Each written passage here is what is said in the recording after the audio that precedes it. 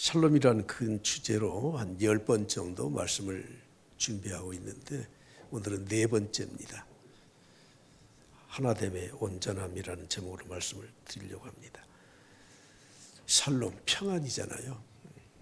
내 심령의 평안함, 또 사람과의 관계, 모든 것에서 이 평안함은 하나님이 우리에게 주신 가장 큰 선물이요 축복입니다. 그런데 평안함을 누리지 못하게 하는 그 이유가 여러 가지가 있지만 그 가운데 가장 큰 것은 하나 되지 못하는 데서부터 온다는 것입니다. 하나 되지 못하면 서로 힘이 이렇게 대립의 관계를 갖지 않습니까? 그걸 알력이라고 합니다. 알력이 있으면 모두가 다 고통스럽습니다. 부모 역할을 잘하는 게 뭔가 생각해 보니까 자녀들을 잘 화합하게 만들어주는 것 같아요. 제가 어렸을 때부터 많이 들었던 말이 형이 참아야지. 나는 분해 죽겠는데 형이 참아야지. 안 되면 또 뭐라고 해요? 동생이, 넌 동생이잖아. 화합이 안 되는 거죠. 목회자가 목회를 잘하는 게 뭔가? 그 중에 하나가 성도들 간의 관계를 화합을 시켜주는 게 목회자가 목회를 잘하는 것 같아요. 정치 잘하는 대통령이 어떤 대통령이에요? 화합시켜주는 거예요. 자꾸 싸움질 붙이지 말고 화합시켜주는 겁니다. 교회의 중직자들이 해야 될 일이 바로 성도들끼리 마음이 나눠져 있을 때 잘 화목하게 만들어주는 것이 중직자들의 몫이라고 생각이 됩니다. 사탄은 이것을 너무 잘 알고 있기 때문에 어떻게 해서든지 교회의 성도들 또 성도들과 목회자의 이 관계를 이간질을 자꾸 시켜요. 그래서 서로 갈등을 겪게 하는 것이 사탄의 일이에요. 보십시오. 에덴 동산에서 아담과 하와가 참 평온하게 말 그대로 낙원의 삶, 파라다이스의 삶을 살고 있는데 느닷없이 가서 하와를 충동질시켜서 이간질시키지 않습니까? 갈등이 무엇입니까? 한문으로 갈은 칡갈자죠. 칡갈자. 등은 등나무 등자예요. 근데 이 칡과 등나무의 공통점은 무엇인가 했으면 감고 올라가는 것인데 칡은 오른쪽으로 돈대요. 오른쪽으로. 등나무는 왼쪽으로 돈대요. 그래서 칡과 등나무를 같이 심어 놓으면 막 엉켜 있어 서로. 그게 갈등이에요. 여러분들이 가정에서 갈등이 있는 것들이 오늘 이 말씀을 통해서 다시 한번 해소될 수 있길 바랍니다. 할렐루야. 교회 안에 혹시 섭섭한 마음, 얽혀있는 관계가 있다면 다 풀어낼 수 있기를 간절히 축복합니다. 오늘 본 말씀을 보면 주님이 제자들과 그리고 오늘 우리가 살고 있는 이 시대의 모든 성도들까지 중보기도 하셨던 내용이 요한복음 17장에 기록이 되어 있습니다. 17장에 주님이 중보기도 하셨던 이 내용은 지금도 하나님 보좌 우편에 계시면서 우리를 보면서 계속 이런 간구함을 갖고 계실 겁니다. 크게 두 가지로 나누어져요. 첫째는 교회의 거룩성, 제자들의 거룩함, 성도들의 거룩한 삶을 위해서 기도하고 있습니다. 11절, 15절, 17절, 19절 모두가 다 거룩에 대해서 말씀을 하고 있습니다. 두 번째는 제자들의 하나됨, 성도들의 하나됨, 교회의 일치에 대해서 말씀을 하고 있습니다. 특별히 오늘 22절 말씀에 핵심적으로 말씀하고 있죠. 여러분, 교회는 어떤 곳입니까? 하나님의 은혜가 임재하는 곳이에요. 성도들은 어떤 사람들입니까? 하나님의 은혜를 체험한 사람들입니다. 성도들과 교회는 하나님의 은혜를 힘입어서 하나님의 능력을 소유한 자들입니다.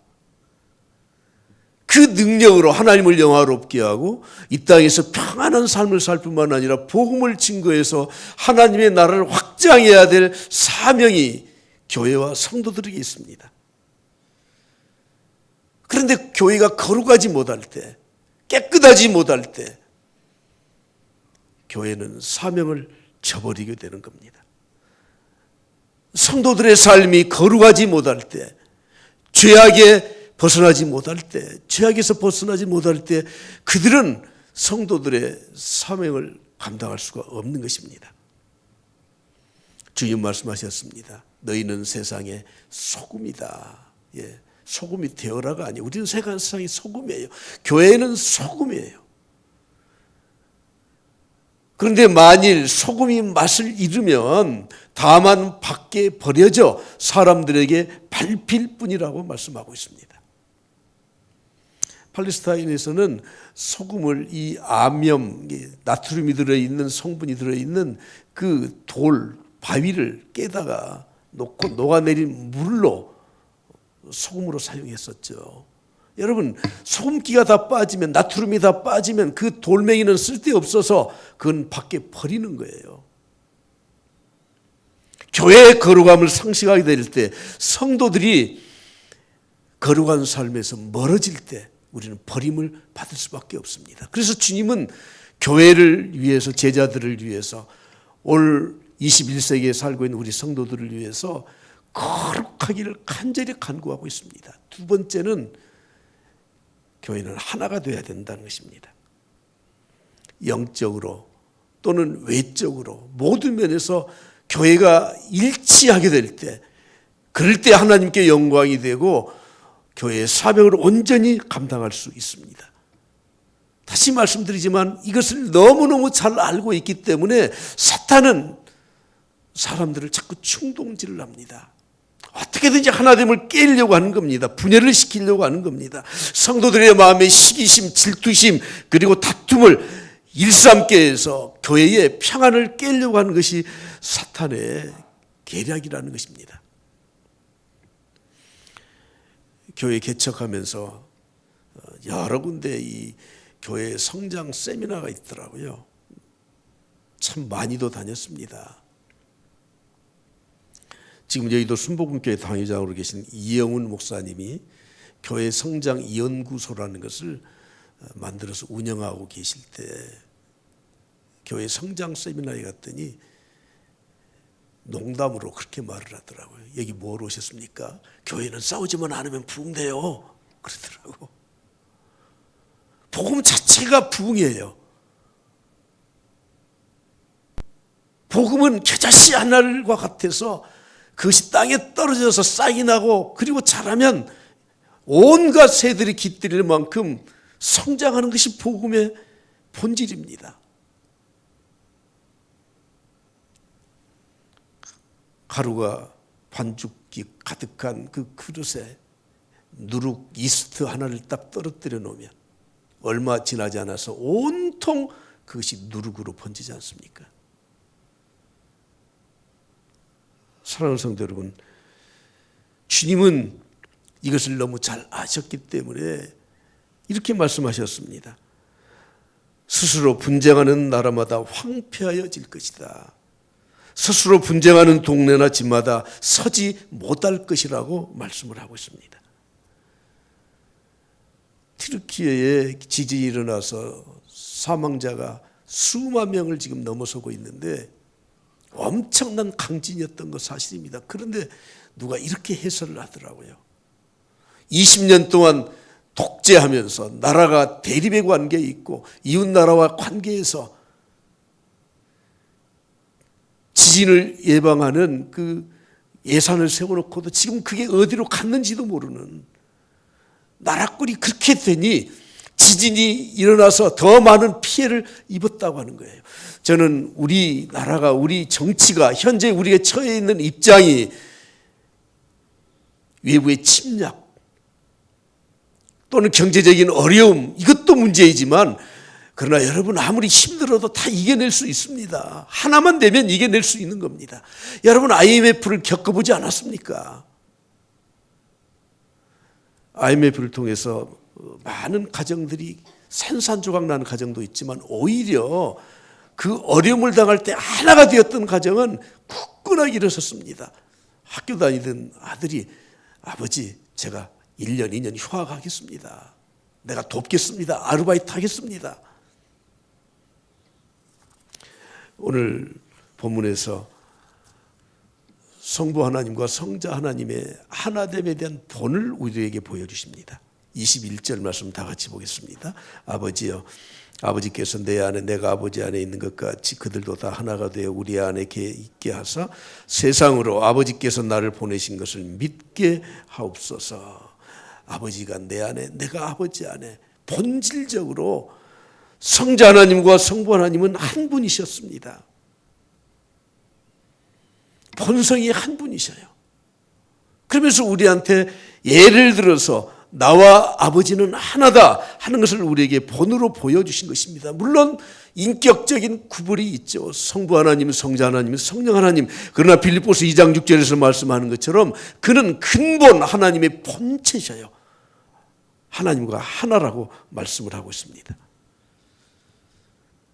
성자 하나님과 성부 하나님은 본체이시면서 또 주님은 이 땅에 인간의 몸을 입고 오셔서 하나님의 뜻에 하나가 되도록 사역을 하셨다고 하는 것입니다. 예수님이 자주 말씀하신 말씀 가운데 마태복음 11장 26절에 이렇게 말씀합니다. 올소이다 이렇게 된 것이 아버지의 뜻입니다. 아버지의 뜻입니다. 하나님의 뜻에 일치하는 사역을 하셨던 겁니다. 겟세마네 동산에 가셔서 십자가를 앞에 놓으시고 너무 고민하셨어요. 제자들에게 말씀하셨어요. 내가 고민하여 죽게 되었다. 인간적인 모습을 보여주신 것이죠. 그러면서 기도를 어떻게 하셨습니까? 땀이 피가 되어 흐르듯이 기도하시면서 이 잔을 옮겨 주옵소서. 그러나 나의 뜻대로 하지 마옵시고 아버지의 뜻대로 되기를 원하나이다. 성부 하나님과 성자 하나님 원래 본체이셔요. 그러나 인간의 몸을 입고 이 땅에 오신 성자 하나님께서 사역하시는 동안에 사시는 동안에 모두가 다 하나님의 뜻대로 모든 일을 감당하셨다는 것입니다.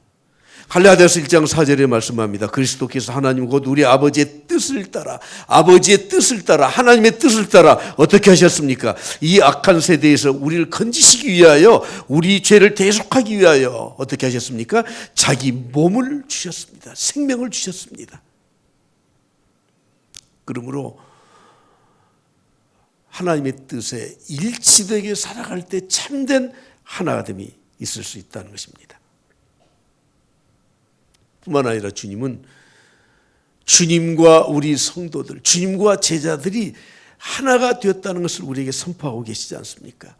오늘 본 말씀 23절 한번 다 같이 보겠습니다. 시작. 곧 내가 그들 안에 있고 내 아버지께서 내 안에 계시어 그들로 온전함을 이루어 하나가 되게 하려 함은 예수님과 우리 하나님과 우리 성도들 모두가 다 한 몸이라고 말씀을 하고 있습니다.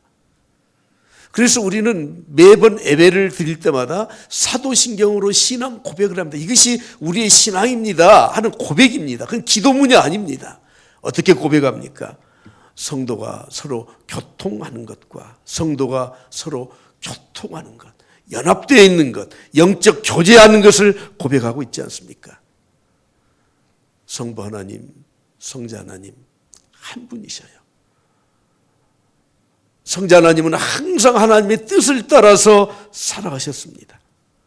마찬가지로 우리 성도들과 그리고 우리 주님이 한 몸이고 하나님과 우리 성도들이 하나라고 하는 것입니다. 이것은 단순한 어떤 조직 안에 있는 일치가 아니라 영적, 유기적인 일치가 되었음을 우리에게 말씀하고 있는 것입니다.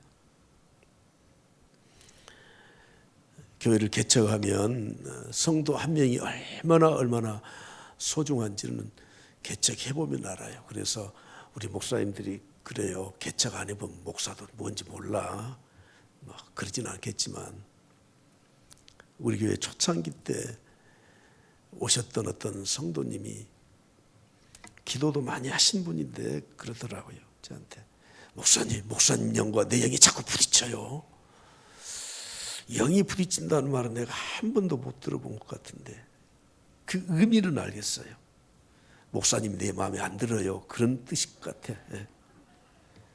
목사님이 전하는 그 메시지가 자기가 원하는 메시지가 아니다, 그런 뜻 같아요. 자기가 추구하는 신앙의 어떤 이 성향이 목사님의 성향과는 좀 다르다, 그런 뜻 같아. 근데 깊이 생각해 보니까 그분이 좀 신비주의적인 경향이 뜻이더라고. 어떻게 해결할 수 있습니까? 결국은 영이 너무 부딪혀서 못 견디고 가셨습니다. 어떻게 해결할 수 있습니까? 하나님의 말씀으로 일치를 이루어야 되는 거예요. 여러분, 각자 생각이 다 달라요. 각자 과거 경험했던 삶이 달라요. 지금 살고 있는 형편이 달라요. 문화가 달라요. 다 달라요. 같은 사람 한 사람도 없습니다. 그러면 교회의 일치를 어떻게 이루어야 되느냐?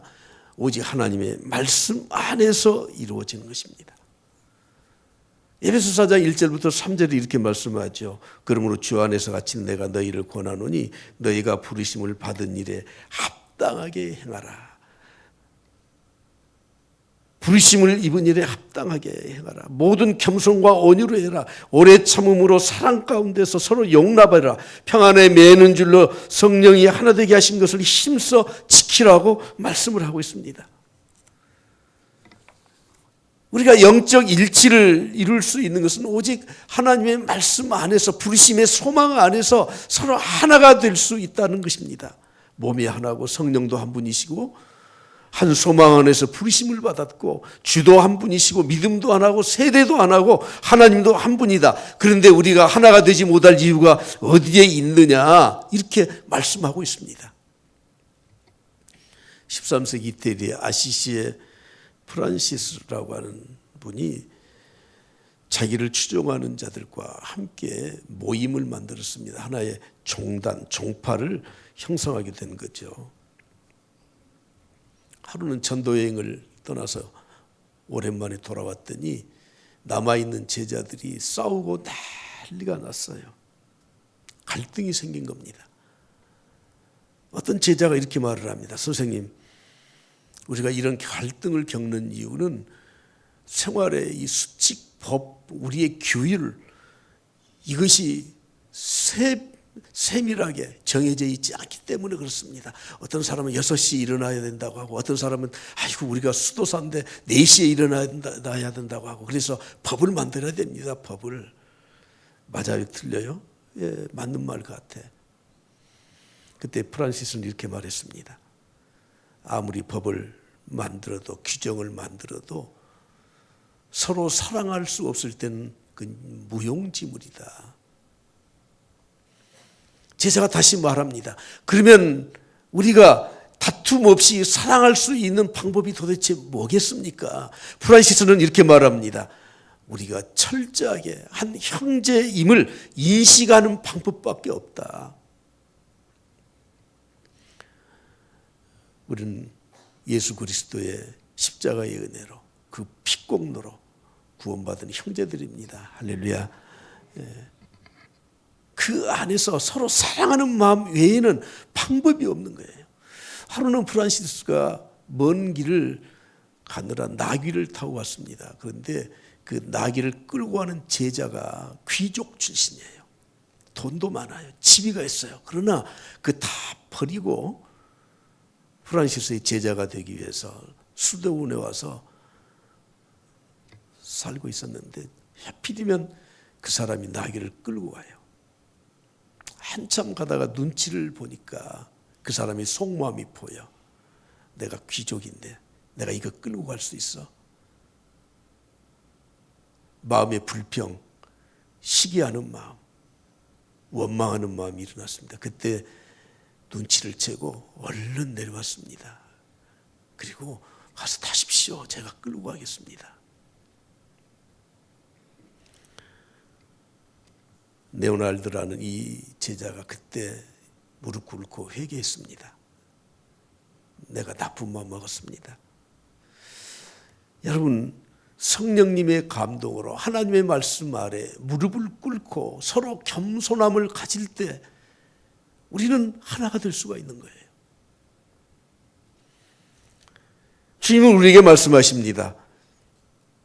너희들 말씀을 통해서 하나가 될 수 있다. 교회는 하나가 되어야 된다. 20절 말씀에 이렇게 말씀하죠. 내가 비옵는 것은 이 사람들만 위함이 아니요. 이 사람들이 누굽니까? 예수님의 제자들이에요. 여기에 있는 이 제자들뿐만 아니라 또한 그들의 말로, 제자들의 말, 복음 증거해서 그들의 말로 나를 믿는 사람들, 오늘 21세기에 사는 우리들까지 포함해서 모든 성도들이 다 하나가 되어야 된다는 거예요. 그런데 그 하나가 될 수 있도록 하는 매개체가 뭐냐면 이들의 말로, 복음을 전하는 말로, 신앙을 고백하는 그 말로, 그들의 말로 말미암아 하나가 된다고 하는 것입니다. 여러분, 하나님의 말씀 없이 중생받을 수 있습니까? 하나님의 말씀 없이 거듭날 수 있습니까? 하나님 말씀 없이 내가 죄인이라는 것을 깨달을 수 없습니다. 하나님의 말씀 없이 날마다 우리가 새롭게 살아갈 수가 없는 것입니다. 그러므로 우리 교회가 하나 되는 방법 중에 가장 중요한 것은 하나님의 말씀이에요. 말씀 앞에 같이 엎드리고 말씀을 같이 듣고 말씀 앞에 무릎 꿇고 회개하고 말씀으로 우리 자신들을 하나로 묶어야 되는 거예요. 청교도들이 미국에 가서 신앙생활을 좀 올바로 해보기 위해서 그들이 모든 기득권 다 버리고 퓰리탄을 배를 타고 그들이 건너갔잖아요. 청교도 퓰리탄들이에요. 어떻게 하면 믿음 지키며 잘 살겠는가? 그들은 하나가 약속을 했습니다. 어떤 약속이냐면 우리 중에 누구든지 신앙생활하면서 그 사람이 목사가 되었든지 평신도가 되었든지 어린 아이가 되었든지 누구든지 우리 중에 누가 손을 들고 그것은 하나님 말씀 아닌데요? 그러면 우리는 일단 멈추자. 그들은 그렇게 약속을 하고 신앙생활을 한 사람들입니다. 여러분, 혹시 여러분들이 신앙의 양심을 따라서 그건 하나님 말씀 아닌데요? 여러분, 누구든지 우리는 양심을 구고 말할 수 있습니다. 그럴 때 우리는 모든 일을 중단해야 됩니다. 교회는 하나님 말씀으로 하나 되는 것입니다. 주님은 이렇게 말씀하십니다. 그들을 진리로 거룩하게 하옵소서. 아버지의 말씀은 진리이십니다. 왜 말씀 가운데 하나가 되어야 됩니까? 왜 말씀으로만 하나가 되어야 됩니까? 그것이 진리이기 때문에 그런 겁니다. 우리 부교육자들이나 또 우리 성도들이 가끔 저에게 물어요. 목사님, 이거 어떻게 해야 되죠? 저는 답을 잘 안 줘요. 집사님 알아서 하시죠. 하나님의 말씀이 없는 걸 구태여 이렇게 해라. 너무 그래서 올가매는 것이 그게 옳지 않아서 제가 그런 것 뿐이에요. 제가 무슨 생각이 없거나 내 계획이 없어서 그런 것이 아니라. 여러분들이 신앙생활 하면서 때로는 자유함을 누려야 됩니다. 그럼에도 불구하고 우리는 하나님의 말씀이 이것이다. 이럴 때는 누구든지 그의 이의를 따라서는 절대 안 돼요. 그것이 목사가 됐든 누가 되었든 간에 교회는 말씀으로 일치를 이루는 것입니다. 에베소서 4장 4절부터 6절 제가 이미 말씀드렸지만 다시 한번 함께 봉독합니다. 몸이 하나요 성령도 한 분이시니 이와 같이 너희가 부르심과 한 소망 안에서 부르심을 받았느니라. 주도 한 분이시요 믿음도 하나요 세례도 하나요 하나님도 한 분이시니 곧 만유의 아버지시라. 만유 위에 계시고 만유를 통일하시고 만유 가운데 계시도다. 하나님의 자녀는 통일한, 누가 되었든지 통일한 하나님의 한 몸을 이루는 자녀들입니다. 우리 성도들은 한 소망을 가지고 사는 사람들입니다. 동일한 신앙 고백을 통해서 동일한 믿음을 가지고 사는 사람들이 우리 믿음의 공동체입니다. 그러므로 영적 교제는 바로 하나님의 말씀 안에서 교제를 하는 것을 의미하는 것입니다. 하나님의 말씀과 기도로 믿음의 교제를 통해서 세상에 알 수도 없고 줄 수도 없는 그런 참된 평강과 기쁨을 누리고 사는 이 영적 신비한 일치는 경험한 성도들밖에는 알지 못하는 것입니다. 오늘 우리는 같은 시간, 같은 공간에 같은 하나님께 지금 예배하고 있지 않습니까? 그러면서 우리는 신앙 고백을 했습니다. 성도가 서로 교통하는 것과 이 사도신경의 번역을 오래전에 했기 때문에 교통이라는 말을 써. 우리는 교통 그러면 자동차 타고 어디 가는 것을 교통이라고 하는데 옛날 어르신들은 교통이라고 해요. 서로 교제하는 것을, 서로 왕래하는 것을. 코이노니아. 서로 교통하는 거예요. 교통. 간단한 말로 한마디로 말하면 하나의 공동체라 그런 말이에요. 요즘 공동체라는 말을 많이 쓰더라고요. 우리 교회도 첨단 커뮤니티 철치. 하나의 공동체. 얼마 전에는 무슨 경제 공동체든 요즘은 또 무슨 정치 공동체 그러더라고요. 공산주의가 커뮤니즘이에요. 커뮤니즘. 그래서 그 사람들은 서로 호칭을 뭐라고 불러요? 동무. 북한 사람들 동무라 그러죠. 동무. 교회는 하나의 커뮤니티 공동체, 신앙의 공동체이기 때문에 우리는 이렇게 불러요. 형제님, 자매님 다 똑같은 입장에서 그렇게 부르는 거예요. 그런데 여러분, 세상에서 말하는 이 공동체와 신앙 공동체는 본질적으로 다릅니다. 단순히 나눈다는 의미에서, 하나 되었다는 의미에서 공동체가 아니라 우리는 영적 또는 우리의 영적인 생명을, 운명을 함께하는 하나님 나라에 가서 함께 하나님을 찬양하는 그런 공동체인 줄 믿습니다. 할렐루야. 그래서 우리는 하나님의 교회가 하나가 되어야 되는데 그 하나가 되는 핵심은 하나님의 말씀에 있습니다. 아무리 한 자리에 앉아서 같은 시간에 예배를 드려도 똑같은 신앙의 공동체 고백이 없다면, 신앙의 고백이 없다면 우리는 지금 하나됨을 이루지 못하는 것입니다. 말씀에 대한 확신이 없거나 아니면 하나님의 말씀을 잘못 해석해서 이단의 사상을 가지고 있다면 우리는 하나의 공동체라 할 수 없는 것입니다. 오직 우리는 하나님 나라의 소망을 가지고 사는 소망의 공동체입니다. 하나님 나라에 갈 수 없는 사람이 하나의 공동체를 이룰 수 없는 것입니다. 주님이 우리에게 주신 지상명령인 복음을 전해야 되는 하나님 나라에 대한 비전을 함께 가져야 우리는 하나의 공동체라고 할 수 있는 것입니다. 제가 지난주에 탈무드에서 이런 글을 보았습니다. 예배한 친구보다 분명한 적이 더 낫다. 무슨 말인가 생각을 해보니까 맞는 것 같아. 이 사람이 내 편인지 아닌지 진짜 내 친구인지 아닌지 하는 것보다는 차라리 확실한 적이 낫다. 고민할 필요 없잖아요. 하나님의 교회는 사랑으로 하나 되는 공동체가 되어야 됩니다. 우리의 모양과 형편은 다 다릅니다. 그러나 우리는 하나님의 사랑을 받아서 그 사랑으로 은혜를 체험하고 예수 그리스도를 믿어서 하나님의 자녀가 돼서 천국 소망을 가지고 살고 있기 때문에 우리를 묶어줄 수 있는 끈은 하나님의 사랑밖에 없다는 거예요. 그래서 초대교회를 보십시오. 유무상통했잖아요. 모두가 다 공유를 했었던 겁니다. 오늘 설교의 제목을 하나됨의 온전함이라고 정했습니다. 온전한 하나됨은 무엇인가?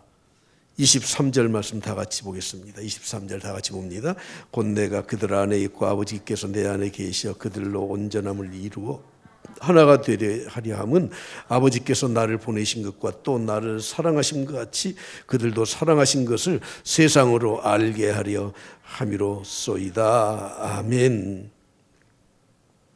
오늘 저는 두 가지를 좀 말씀드리고 싶습니다. 첫째는 온전한 하나됨이 무엇인가? 하나됨이 온전한 것이 무엇인가? 사랑으로 하나 될 때 온전해진다는 것입니다. 성도들의 정체성을 믿지 않는 사람들에게 보여줄 수 있는 것은 바로 사랑의 공동체가 되는 거예요. 교회 안에서 싸우고 다투고 갈등을 겪으면 세상 사람들이 볼 때 교회라고 말하지 않습니다. 요한계시록 2장에 7교회 가운데 가장 먼저 등장한 교회가 에베소 교회죠. 에베소 교회는 참 훌륭한 교회입니다. 사도 바울이 에베소 지역에 가서 제자 훈련을 통해서 교회를 세웠습니다. 두란노 서원에서 눈물 흘리면서 3년 동안이나 밤낮 쉬지 않고 제자 훈련을 하고 그곳에 3년 반 정도 머무르면서 선교를 하고 목회를 했던 곳입니다. 그가 가장 사랑하는 제자인 디모데를 목회자, 후임 목회자로 보냈습니다. 에베소 교회 가보니까 거기에 사도 요한의 기념비가 있더라고요. 사도 요한이 그의 말년에 그곳에 머무르면서 예수님이 십자가에서 내 어머니 마리아를 가리키면서 내 어머니다 부탁한다. 그래서 마리아를 모시고 살았던 곳이라고 전해지고 있습니다. 요한계시록 2장에 보면 이렇게 말씀합니다. 내 행위를 안다. 네가 수고했던 것도 안다. 네가 얼마나 인내했는지 내가 안다. 악한 자들을 용납하지 아니한 것도 안다. 거짓 사도들을 드러낸 것도 내가 안다. 참고 견뎠다. 참 훌륭하다. 게으르지 않았다. 에베소 교회는 참 훌륭한 교회예요. 말씀의 토대에 굳건하게 섰습니다. 이단의 세상에 전혀 넘어가지 않았습니다. 그런데 요한계시록 2장 4절 5절 말씀을 보십시오. 주님이 책망하시는 말씀 있잖아요. 그러나 너를 책망할 것이 있나니 너의 처음 사랑을 버렸느니라. 첫사랑을 버렸다는 거예요. 순수한 사랑을 버렸다는 거예요. 주님을 그렇게 뜨겁게 사랑했던 그 사랑이 식어졌다고 말씀합니다. 그러므로 어디서 떨어졌는지를 생각해라. 회개하라. 처음 행위를 가지라. 만일 그리하지 아니하고 회개하지 아니하면 어떻게 될 것입니까? 다 같이 봅니다. 시작. 내가 내게 가서 내 촛대를 그 자리에서 옮기리라. 내 촛대를 그 자리에서 옮기리라. 주님은 7 금촛대 사이를 거니셨다고 말씀합니다. 7 금촛대, 그 금촛대는 교회를 상징하는, 교회의 권위를 상징하는 거예요. 그런데 첫사랑을 상실한 에베소 교회는 이제는 더 이상 교회 자격이 없다. 그 촛대를 옮겨버리겠다. 이렇게 말씀하셨던 거예요. 그러므로 사랑하는 성도 여러분, 우리는 말씀 중요합니다. 그러나 이 말씀과 함께 예수 그리스도의 사랑을 가지고 온전하게 하나가 되어야 참된 온전함을 이룰 수 있는 것입니다. 로마서 12장 9절에 말씀하기를 사랑엔 거짓이 없다고 말씀하죠. 여러분, 세상 것은 다 지나가요. 다 허무해요. 남는 게 없어요. 거짓돼요. 그러나 사랑만은 거짓이 없어요. 진실해요. 정말 진실한 사랑, 순수한 사랑은 하나님이 우리에게 주신 참 사랑 아닙니까? 그런데 그 거짓이 없는 참 사랑을 가지고 우리가 어떻게 해야 됩니까? 잠언 10장 2절 말씀을 보시죠. 다 같이 한 목소리로 크게 봉독합니다. 미움은 다툼을 일으켜도 사랑은 모든 허물을 가리느니라. 미움은 다툼을 일으켜요. 그러나 사랑은, 진실한 사랑은, 거짓 없는 사랑은 모든 허물을 가려준다는 거예요. 우리는 올바른 이 이성과 사고를 가지고 있기 때문에 어떤 행위를 보든지 어떤 사물을 보면은 정확하게 판단해야 됩니다. 그런데 여러분, 이성과 사고가 분명한 사람은 사람들을 굉장히 비난을 많이 하더라고. 저 집사님은 맨날 교회 늦게 와. 늦게 오는 게 보이니까 그 사람 눈에는. 여러분, 이성과 사고의 판단을 하는 게 나쁜 게 아니에요. 근데 그걸 나에게 적용을 해야 돼, 나에게. 그 안에 사랑이 있게 되면 모든 허물을 가리워줘요. 베드로전서 4장 8절에 말씀합니다. 무엇보다도 뜨겁게 서로 사랑할지니. 베드로전서 4장에 말씀하기를 만물의 마지막이 가까웠다. 그러므로 너희들은 깨어 기도해라. 그러면서 8절에 와서는 무엇보다 뜨겁게 서로 사랑해라. 사랑은 허다한 죄를 덮어준다고 말씀하고 있습니다.